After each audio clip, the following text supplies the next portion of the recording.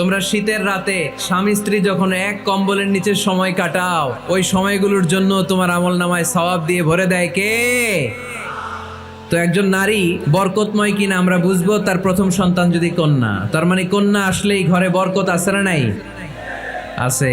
এরপরে এই কন্যাকে যখন আপনি শিক্ষা দান করবেন, ভালো পাত্রের হাতে তুলে দিবেন, তখন ওই কন্যা বাবার জন্য জান্নাতের দরজা খুলে দেয়। এরপর সে যখন কারো স্ত্রী হয়, তার কাছ থেকে আল্লাহ তাআলা সার্টিফিকেট নেয় স্বামীর ব্যাপারে। তারপর যখন সন্তান সম্ভবা হয়, অনেক নারী বাচ্চা ডেলিভারি করতে যেয়ে মারা যায়।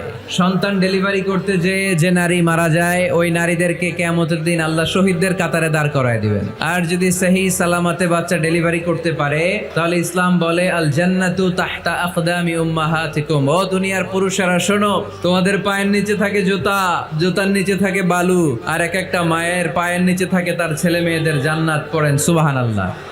আচ্ছা, এই দুনিয়াটাকে যদি 100 বার আমরা বিক্রি করে দেই, ওই বিক্রির টাকা দিয়ে জান্নাতের একটা টেবিলের দাম হবে?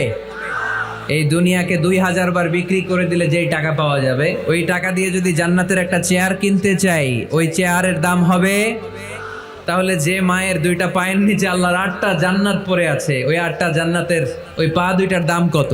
রাসূল সাল্লাল্লাহু আলাইহি ওয়াসাল্লাম বলেছেন, লাউ কাতা'তা জিলদাক, তুমি তোমার গায়ের চামড়া কেটেও যদি মায়ের পায়ের জুতা বানিয়ে দাও, তাহলে ছোটবেলায় যে দুধ খেয়েছো, এক ঢোক দুধের শোধ কোনোদিন আদায় হবে না। চিল্লায় এখন সুবহানাল্লাহ। এজন্য মা বাবা যাদের বেঁচে আছে, আমরা যেন মা বাবার কাছ থেকে দোয়া নেই।